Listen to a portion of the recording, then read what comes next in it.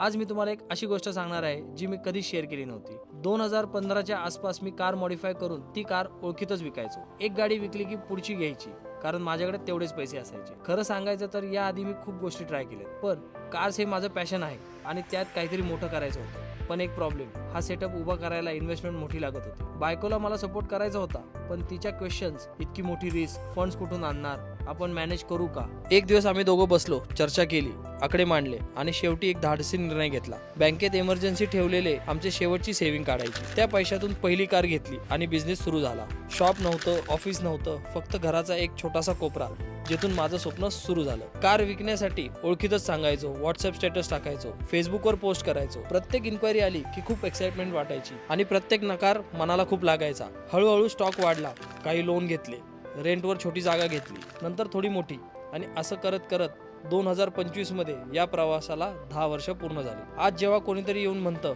भाऊ कार घ्यायची तर तुमच्याकडूनच, तेव्हा मनात एकच विचार येतो, 2025चं सर्वात मोठं गिफ्ट काय, तर तुमचा ट्रस्ट.